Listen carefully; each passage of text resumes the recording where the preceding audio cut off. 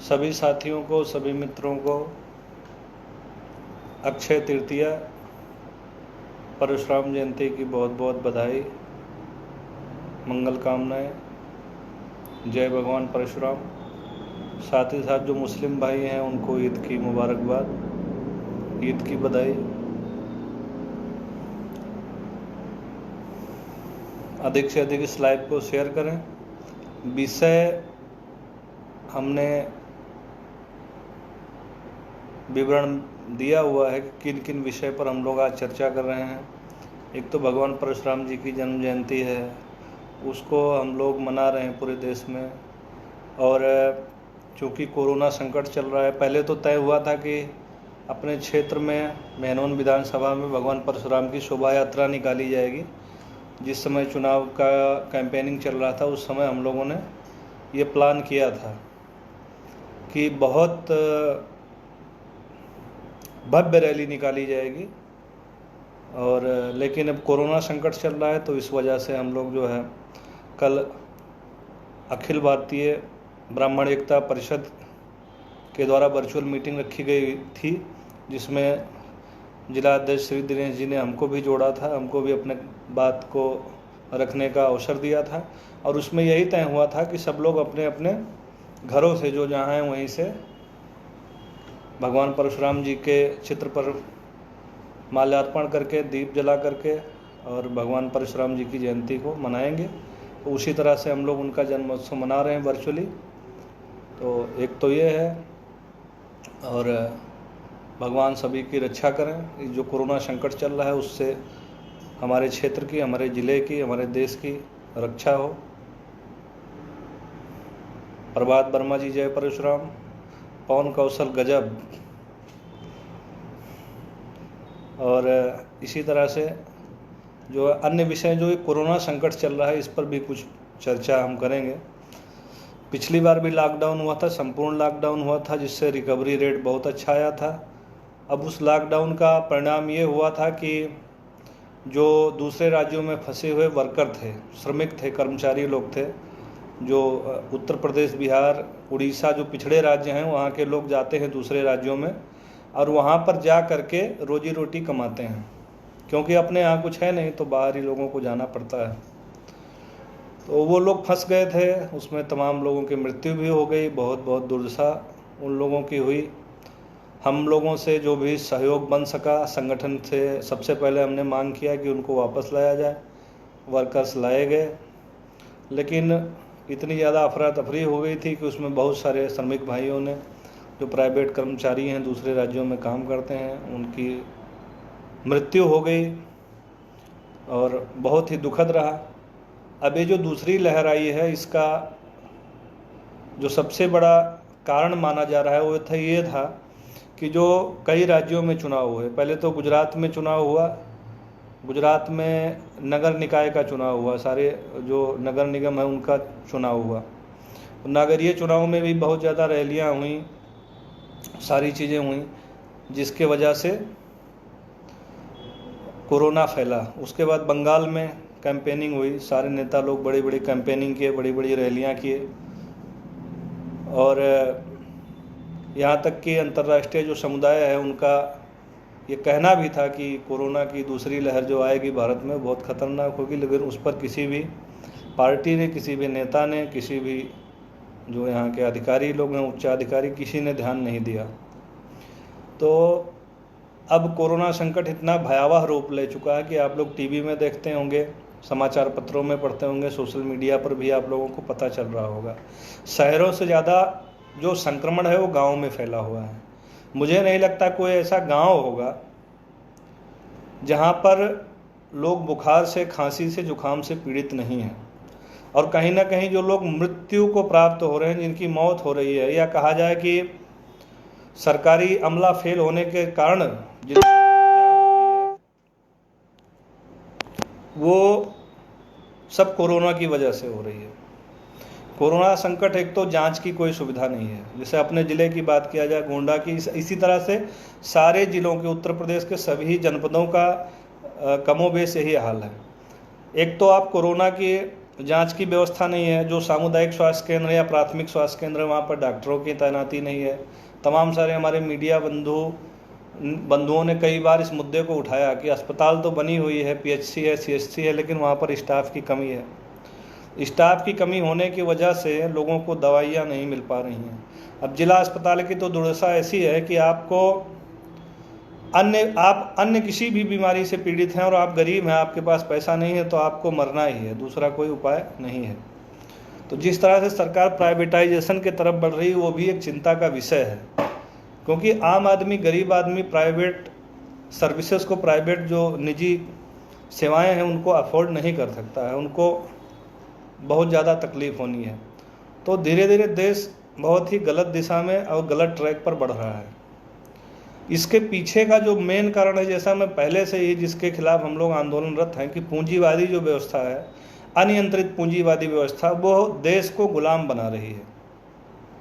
इसमें किसी नेता का कसूर नहीं है। जो हमारा सिस्टम है, सिस्टम और संविधान जो है बना हुआ है, उसमें वर्तमान समय में बहुत बड़े परिवर्तन की ज़रूरत है। क्योंकि अभी आप देख रहे हो कि सारा सरकार को डांट रहा है तो वो कोर्ट डांट रहा है सरकारों को, कर्मचारियों को फटकार लगा रहा है तो वो कोर्ट लगा रहा है। तो जब सारा काम हमारा कोर्ट के थ्रू हो रहा है तो फिर ये जो शासन सत्ता में बैठे हुए लोग हैं ये क्या कर रहे हैं? और पूंजीवादी व्यवस्था इस तरह से हावी है कि देश के चंद पूंजीपति लोग, जिनकी संख्या 10, 15, 20 से ज़्यादा नहीं है, सारे सिस्टम उन्होंने हाईजैक कर रखे हैं। ये दुनिया में जो सरकारें होती हैं उसके ऊपर एक अंतर्राष्ट्रीय सरकार होती है। अंतर्राष्ट्रीय सरकार का मतलब ऐसे हिडन लोग होते हैं जिनको हम आप जानते नहीं हैं, और उनमें एक तो फार्मास्यूटिकल कंपनियां हैं जो बड़ी बड़ी, जो दवा मैन्युफैक्चरिंग करती हैं, वो लोग होते हैं। और दूसरा जो युद्ध के सामान बनाते हैं, जो देश या जो कंपनियां बनाती हैं। तो ऐसे लोग मिल करके सभी देशों में अपना सामान बेचना है, अपने प्रोडक्ट बेचने हैं, और सभी देशों को आर्थिक गुलाम बनाना है। तो उसके लिए षड्यंत्र रचते रहते हैं कुछ जो बड़े देश हैं। तो उसी षड्यंत्र का शिकार हम लोग भी हुए हैं, हमारा देश भी हुआ है। कोरोना कहाँ से निकला था? चाइना से। अभी चाइना में एकदम ठीक है, कंट्रोल है, कोई प्रॉब्लम ही नहीं है चाइना में। तो चाइना में किसी भी प्रकार की कोई समस्या अब नहीं रह गई है। और वायरस कहाँ से आया था? चाइना से आया था। अभी जो फाइजर कंपनी है उसका अभी चाइना के साथ टाई अप है। अब वो वैक्सीन बना रही है, बाज़ार में बेच रही है। अपने यहाँ पे सरकार ने एक सीरम इंस्टीट्यूट ऑफ इंडिया है पुणे में, उसमें जो पूना वाला है, जो सेंट है, उसको बहुत सारा पैसा दिया सरकारों ने। फिर वो वैक्सीन बनाना शुरू किया। वो चाहता था कि वो वैक्सीन को अपने रेट पर बेचे, अपने भाव पर। यहाँ सरकारी महकमा लगा हुआ था कि नहीं, आपको हमारे भाव पर देना पड़ेगा। अब धीरे धीरे क्या हुआ, उसके ऊपर प्रेशर बनने लगा कि जो पैसे दिए हुए थे सरकारी अमले से, जो पैसा डोनेशन के रूप में उस कंपनी को गया हुआ था, उसमें से कुछ वापस चाह रहे थे, जो आकलन मैं बता रहा हूँ। अब वो पैसा देने को तैयार नहीं था तो उसके ऊपर दबाव बनाने लगे, तो इंग्लैंड भाग गया वो। तो देश के जितने बड़े बड़े उद्योगपति हैं, व्यापारी हैं, वो कमाते यहाँ से हैं, रहते यहाँ पर हैं, अपने देश के बैंकों को चूना लगाते हैं। और जैसे ही कोई उनको मुश्किल पड़ता है तो वो क्या करते हैं, विदेश निकल लेते हैं, भाग जाते हैं। कितने सारे व्यापारी भाग गए। 10-12 लोगों के नाम आपने सुने होंगे, लेकिन अगर लिस्ट आप निकालेंगे, RTI डालेंगे, तो आपको पता चलेगा कि देश से कम 200 से 250 व्यापारी भाग गए, भारत से पैसा लेकर के भाग गए। अभी माहौल ऐसा बना रखा है लोगों ने कि जो वर्तमान सरकार है, अगर उसके फेलियर की बात करोगे, किसी भी सरकार के फेलियर की बात करोगे, तो आपको लोग बताएंगे कि देशद्रोही है, गद्दार हैं, चमचे हैं, तरह तरह की बातें करेंगे। और ऐसे लोग करेंगे जिन्होंने इन सरकारों को बनाने में, जिनका कोई योगदान भी नहीं है, ऐसे लोग बड़े भक्त बने हैं। अब ये बताइए कि जो इतने बड़े बड़े लोग भाग गए वो गद्दार हैं, या अपने देश में जो सिस्टम का फेलियर है उस फेलियर पर बोलने वाला व्यक्ति गद्दार है। अभी ये आप लोग तय करिए। इस संकट की घड़ी में सीरम इंस्टीट्यूट ऑफ इंडिया का जो मालिक है वो पारसी है। वो पारसी लोग जब काफ़ी समय पहले पारसी लोग थे, वो गुजरात महाराष्ट्र यहाँ पर आकर के बसे थे, क्योंकि उनके देश पर मुसलमानों ने आक्रमण कर दिया था और सब कब्जा कर लिया था, इनको मारा पीटा था। तो जगह किसने दी? हिंदुस्तान ने दी। कमा कहाँ पर रहे हैं? हिंदुस्तान में कमा रहे हैं, अपने देश में कमा रहे हैं। और जब संकट की घड़ी आती है तो ये बड़े बड़े जो लोग हैं, उद्योगपति लोग हैं, ये देश को छोड़ के भाग जाते हैं। गद्दार कौन हुआ? सिस्टम से सवाल नहीं किया जाएगा तो किससे किया जाएगा? आज गोंडा जिला में कितनी लाशें निकल रही हैं, कितने लोगों को ऑक्सीजन नहीं मिल पा रहा है, कितने लोग तकलीफ से गुजर रहे हैं, कोई व्यवस्था नहीं है। तो सवाल नहीं पूछा जाएगा नेताओं से तो किससे पूछा जाएगा? जिन्होंने बोला था कि अच्छे दिन आने वाले हैं, उनसे नहीं पूछेंगे तो किससे पूछेंगे? हालांकि ये समय राजनीति का नहीं है, तो राजनीति का समय कौन सा वो बताइए आप। यहाँ बात राजनीति की नहीं है। जिस देश में, जिस राज्य में, जिस जिले में, जिस क्षेत्र में अगर कोई आपकी आवाज़ को उठाने वाला नहीं रहेगा, जिस दिन विपक्ष नहीं रहेगा, उस दिन वही स्थिति होगी जो स्थिति अपने जिले की है, जो स्थिति अपने देश की है, क्योंकि विपक्ष कमजोर है। जितने वादे किए गए थे नमामि गंगे प्रोजेक्ट में, हजारों करोड़ रुपया खर्चा हुआ था नमामि गंगे प्रोजेक्ट के नाम पर। गंगा की कितनी सफाई हुई आप देख लीजिए। अब तो लाशें निकल रही हैं गंगा से। ये दशा है। आंकड़ों को छुपाया जा रहा है, मीडिया कर्मियों को दबाया जा रहा है। ऐसा नहीं होना चाहिए। ये लोकतंत्र नहीं है, ये हमारा संविधान नहीं है। हमको आवाज़ उठानी पड़ेगी तो आवाज़ उठाएंगे। जो झेल रहा है, जिसके घर का कोई मरा होगा उससे पूछो कोरोना क्या होता है। जो पीड़ित है उनसे जा कर के पूछो कि तुमको क्या सुविधा मिली, क्या नहीं मिली। अभी 4-5 दिन पहले की बात है, कई सारे अखबारों में भी छपा है। घाचा एक जगह पड़ती है तरफगंज विधानसभा में, वहाँ कुछ चुनावी विवाद हो गया था और उसमें कुछ लोग गिरफ्तार होकर के जेल में थे। जेल में एक ब्राह्मण थे, उनकी मृत्यु हो गई या हत्या कर दी गई, कुछ नहीं पता चला।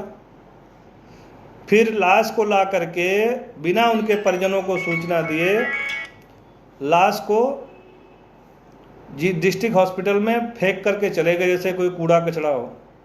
रात में कोई हैंड ओवर करने वाला नहीं। मेरे पास परिजनों का फ़ोन आया, मैंने ज़िले के समस्त नेताओं को ट्राई किया, रात को 10-11 बजे के बाद किसी ने फ़ोन नहीं उठाया। ये तो दशा है। आप मर जाओ, आप बर्बाद हो जाओ, आपको पुलिस तंग करे, आपको प्रशासन तंग करे, आपको सुविधा ना मिले, कोई जनप्रतिनिधि फ़ोन उठाने को तैयार नहीं है। तो फिर हम क्यों चुनते हैं? क्यों तुम्हारी जय जयकार करें? क्यों तुम्हारा झंडा लेकर के घूमें? ये हमको सोचना होगा, हमको तय करना होगा। तो आने वाले समय में अगर जागरूकता नहीं बढ़ी, इसी तरह से सब कुछ चलता रहा, तो देश बहुत ही बुरे दौर से गुजर रहा है। अभी देश के अंदर कम से कम 1.5 करोड़ लोग बेरोजगार हो गए हैं इस महामारी के दौर में। जो आंकड़ा है 1.5 करोड़ से कम नहीं हुए हैं।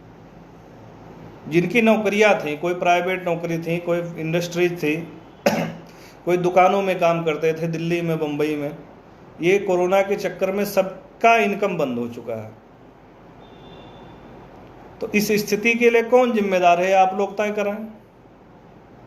जनता तो जिम्मेदार है नहीं। जनता को तो आप जिस तरह से गवर्न करेंगे, जिस तरह से रूल करेंगे, शासन करेंगे, उस तरह से जनता रह रही है।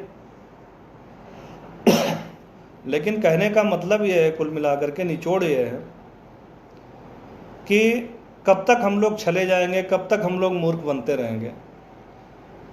इस पर हमको बहुत ही गंभीरता से विचार करना होगा।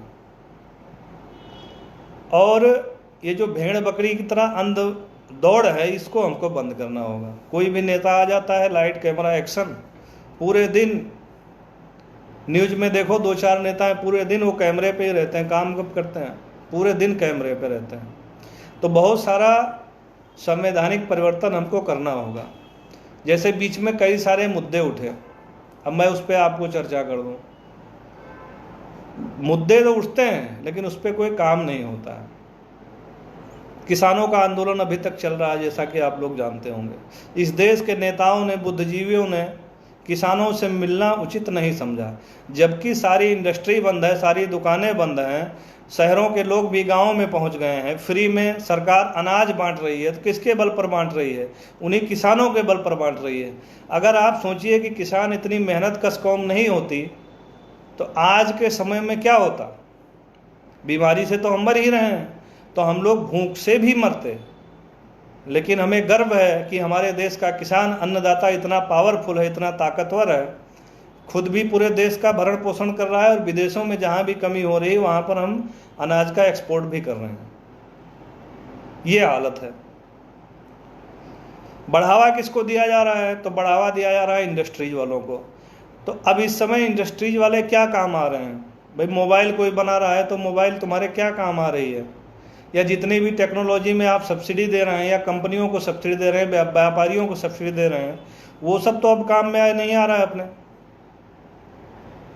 तो इस तरह से बड़े फार्मा की जो बड़ी बड़ी कंपनियां हैं दवा बनाने वाली, या जो बड़े उद्योगपति हैं, या जिन देश जो देश युद्ध का सामान बनाते हैं, तो सारा डिस्टर्बेंस उन्हीं का क्रिएट किया हुआ है।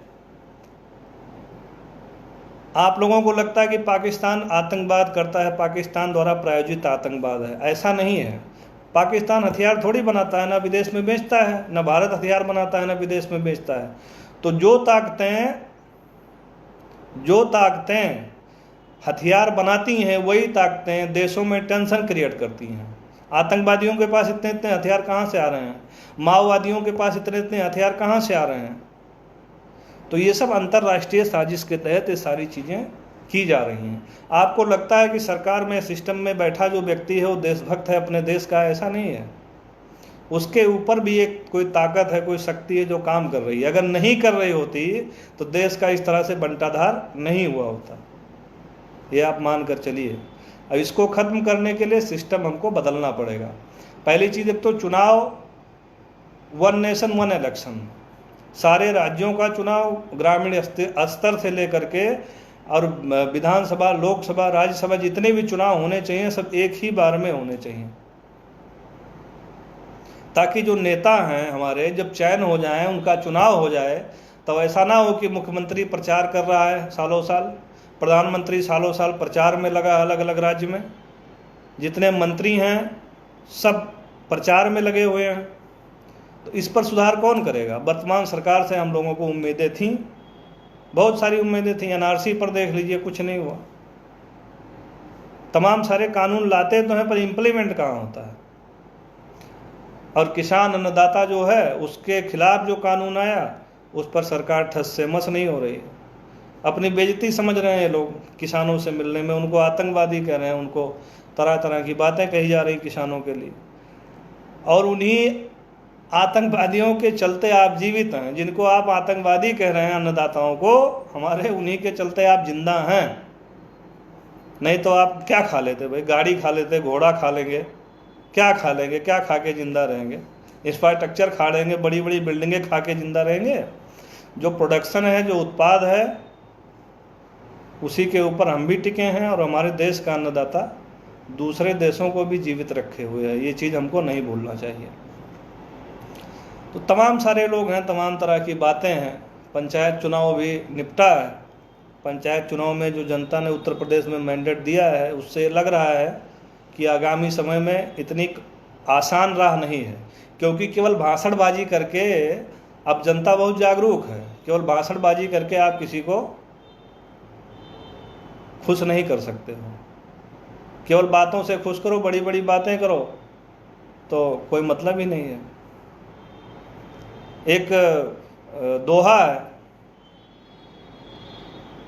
कथनी मीठी खाण सी करनी बिस्की लोय। कथनी मीठी खाण सी, जो मतलब तुम्हारी बातें तो बहुत मीठी मीठी हैं लोगों की, अब करनी बिस्की लोय। अब कर्म ऐसा कर रहे हो कि जैसे विष हो, विष के समान कर्म है।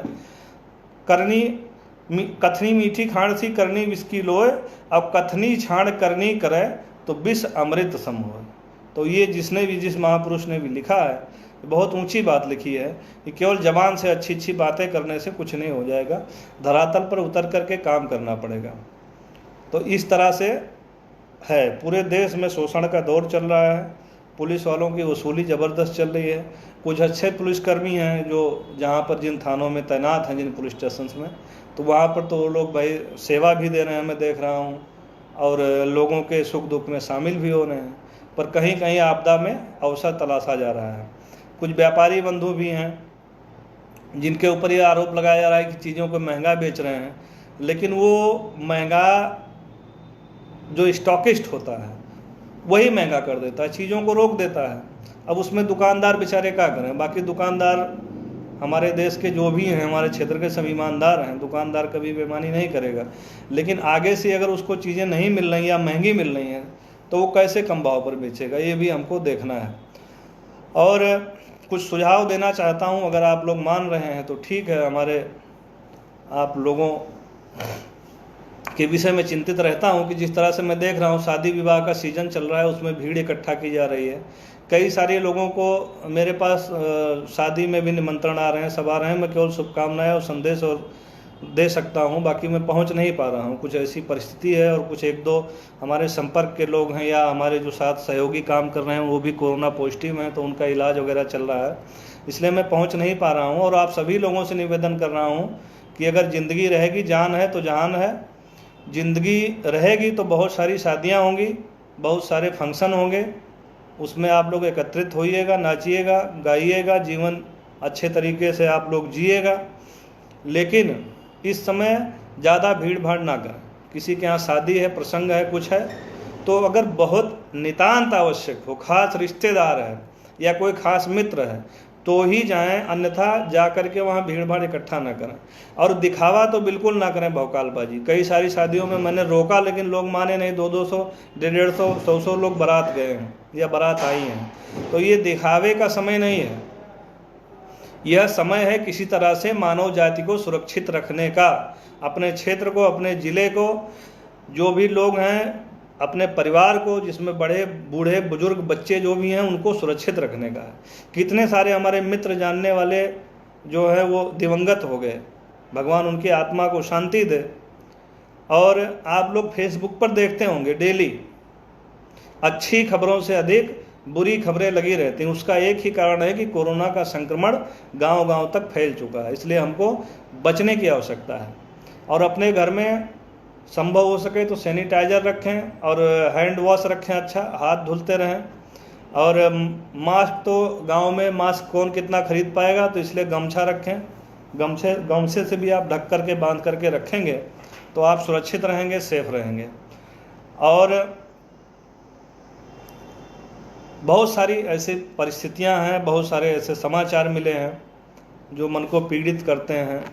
अभी सिस्टम बिगड़ा ही है, लेकिन सबसे पहली प्रायोरिटी है हमको सारी चीज़ों को छोड़ करके कोरोना से कैसे लड़ा जाए। और जहाँ तक मैंने सुना है, जाना है, पढ़ा, अनुभव किया है कि कोरोना का कोई घर नहीं है। कोरोना कब ख़त्म होगा? जब हम उसको अपने घर में जगह नहीं देंगे, अपने पास रहने के लिए उसको स्थान नहीं देंगे, तो कोरोना ख़त्म हो जाएगा। मुझ में रह रहा है, मुझ में से निकल करके हमारे मित्र में, हमारे पड़ोसी में, हमारे घर में, दूसरे के शरीर में चला जा रहा है। तो जब तक उसको जगह रहने की नहीं मिलेगी परमानेंट, जैसे ही लोग अपने अपने पास उस कोरोना को रखना बंद कर देंगे, कोरोना ख़त्म हो जाएगा। इसलिए हमको जो है कोरोना से निपटने के लिए बहुत ही एहतियात बरतना है, बहुत ही संभल करके रहना है। अभी मैं मास्क नहीं लगाया हूँ क्योंकि मैं कार्यालय में अकेला बैठा हूँ, कोई नहीं है। बाकी मैं कहीं भी होता हूँ, किसी के साथ भी होता हूँ, तो मास्क पहन करके रखता हूँ, सोशल डिस्टेंसिंग पूरा मेंटेन करता हूँ। और घर पे पहुँच करके गर्म पानी से नहाना धोना, मतलब साफ़ सफाई की व्यवस्था हमको ढंग से रखनी है।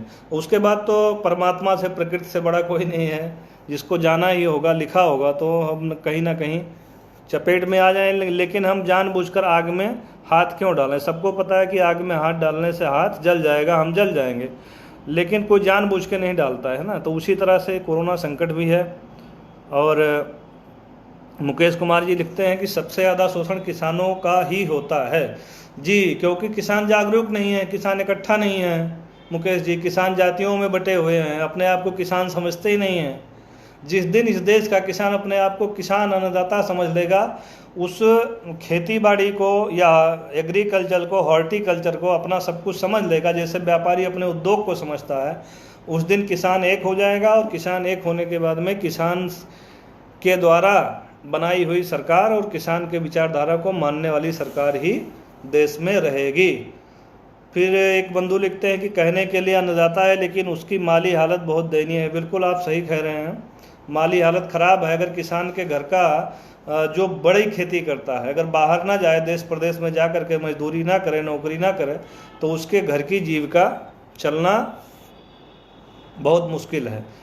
एक जो है सिंगर हैं राजीव तिवारी जी, गोरखपुर देवरिया से, वो लिख रहे हैं किसानों के बारे में कोई सोचने वाला नहीं है। ऐसा नहीं है, किसानों के बारे में हम सोचते हैं। किसानों के बहुत सारे संगठन हैं जो अपने अपने विचार रख रहे हैं, तमाम सारी एनजीओज हैं जो काम कर रही हैं। लेकिन आपको फिर बताया कि जितने न्यूज़ चैनल हैं या न्यूज़ एजेंसियां हैं या जो खबरों को प्रसारित ब्रॉडकास्टिंग सर्विसेज प्रोवाइडर हैं, वो सब बहुत बड़े बड़े लोगों के, आप नेट पर जाकर सर्च करेंगे तो आपको पता चलेगा कि इसमें मुकेश अंबानी का कितना शेयर लगा, अनिल अंबानी का कितना शेयर लगा है।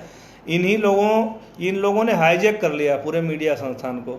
तो खबरें इनकी दिखाई जाएंगी, इनके ऊपर कोई आफत आएगी तो खबर बनेगी, किसानों के ऊपर कोई आफत आती है तो वो खबर नहीं बनती है। इसलिए किसानों की बात हम लोग करेंगे, सोशल मीडिया प्लेटफॉर्म पर करेंगे, इकट्ठा करेंगे। और रामनाथ शुक्ला जी लिख रहे हैं, अमेरिका जैसे देश फेल हो गए तो क्या भारत की आबादी बहुत है, यहाँ हमारे किसान भाइयों की मेहनत और लगन का नतीजा। बहुत सही बात कह रहे हैं दद्दा, हमारी मेहनत और हमारी लगन का परिणाम है कि आज भी हम लोग अभी 6 महीने 8 महीने तक भी इस अवस्था में रह कर के भी हम लोग अपना जीविकोपार्जन कर सकते हैं। हमारे देश का अन्नदाता सबको जीवित रख सकता है। दीपक तिवारी जी डुड़ाव से, धरातल पर काम होना चाहिए और बातों से पेट नहीं भरेगा। बिल्कुल सही बात है, सरकार को समझना चाहिए, बातों से पेट नहीं भरेगा। बात से बतासा नहीं बनता है, उसके लिए चीनी उनी लगती होगी और गर्म करके घोंटना पड़ता है तो फिर जाकर बतासा बनता है। अभिषेक मिश्रा जी लिख रहे हैं, विधायक होना चाहिए। आपको विधायक होकर के भी आदमी क्या कर लेगा, सिस्टम बहुत ऊपर से बिगड़ा हुआ। जब तक सिस्टम ऊपर से नहीं बिगड़ेगा अभिषेक मिश्रा जी, सही होगा, तब तक कुछ नहीं हो पाएगा अभिषेक जी। उसमें जैसे एक बस है, अब बस एकदम डैमेज हो गई है, या कोई कार है एकदम डैमेज हो गई है, चलने की अवस्था में नहीं है, टायर खराब है, इंजन खराब है, सब कुछ बिगड़ा हुआ है। अब उसमें ड्राइवर चाहे पढ़ा लिखा बिठा दो या अनपढ़ बिठा दो या कितना भी अनुभवी ड्राइवर बिठा दो, तो उसके जो भागने की गति है वो कितना भागेगा, वो कितना भगा पाएगा गाड़ी को। इसी तरह से अपना सिस्टम बिगड़ चुका। आज विधायक हैं बेचारे, वो भी बेबस हैं, क्या करें, पत्र लिख रहे हैं अपने जो है जो उनका फंड आता है वहाँ से फंड इशू कर रहे हैं। जैसे अभी आदरणीय विधायक जी ने एटिया थोक में जो है फंड दे करके कुछ बेड और आइसोलेशन की व्यवस्था कुछ करवाई है। तो इसी तरह से विधायक की भी एक लिमिट है, जो है एक दायरा है। जब तक ऊपर से चीज़ें नहीं सही होंगी तब तक कुछ बदलने वाला नहीं है। इसलिए हमको सबको लाइट, कैमरा और एक्शन छोड़ना होगा। और बहुत बड़ी बात और बहुत ज़रूरी बात आपको बताने जा रहा हूँ कि अपने देश में देख लीजिए, जो हीरो हीरोइन होते हैं ना, जो किसी काम के नहीं होते, लिखी हुई स्क्रिप्ट पर बोलते हैं, जिनको देश से कुछ मतलब नहीं है।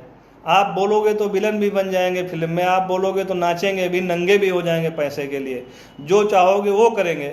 ऐसे लोगों को हमारे देश की जनता नेता चुन लेती है। कितने सारे सांसद हैं आप बताइए। हंसराज हंस, वो गाता है नशेड़ी, नशा करके गाना गाता है, और वो इस समय क्या है, सांसद है। वो क्या करेगा? रवि किशन क्या करेगा? फिल्में बनाएगा। रवि किशन की फिल्में देखो, फिल्में बनाएगा तरह तरह की। उसको क्या पता है कि गोरखपुर में क्या हो रहा है, उसको कोई मतलब है? ऐसे कितने सारे लोग हैं। एक सनी देओल हैं, वो जो कर्ज में डूबे हुए हैं, नेट पर सर्च करिए, वो दिवालिया हो गए थे तो राजनीति में आ गए। पार्टियों को सीट चाहिए, नंबर चाहिए, इसलिए उसको बना दिया। अब वो नकली नलका उखाड़ा था, नकली नलका, नकली पाकिस्तान, अब उसको बता रहे हैं कि सबसे बड़ा देशभक्त है। क्या योगदान दिया उसने? 3-4 साल हो गया, 5 साल में उसने क्या योगदान दिया देश के लिए?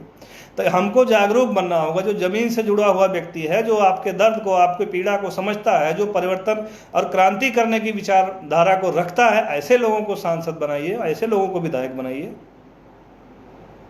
पता चला निरहू नाच रहे हैं तो निरहू लड़ गए चुनाव, तो पर निरहू के पीछे सब लोग दौड़े हुए हैं। कौन है भाई निरहू? कौन है रवि किसान? क्या मालूम है इनको देश के बारे में?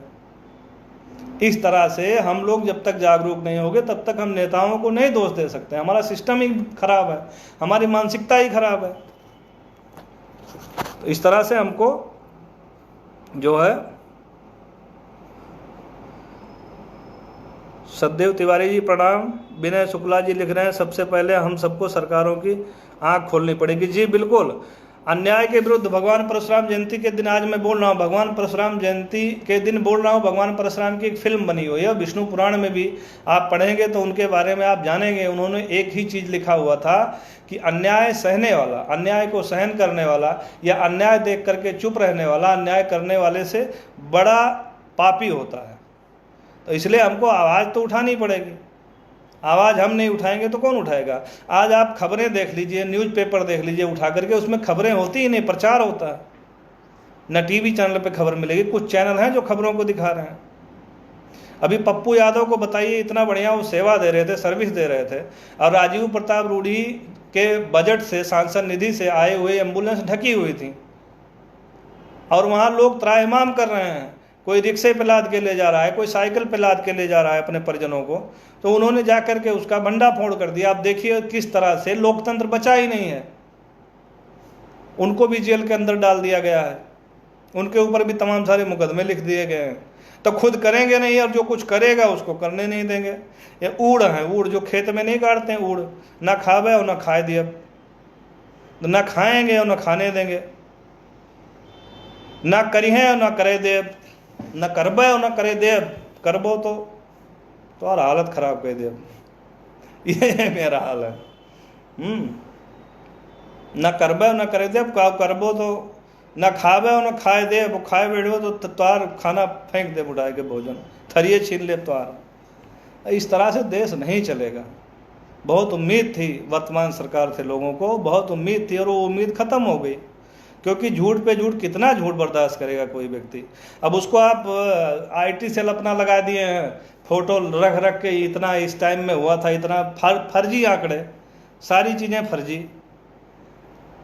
इस तरह से एक दुबे जी हैं जो रिटायर्ड हैं, फौजी हैं, गोरखपुर में रहते हैं। अभी मैं उनकी भी बात आप लोगों को बता दूं।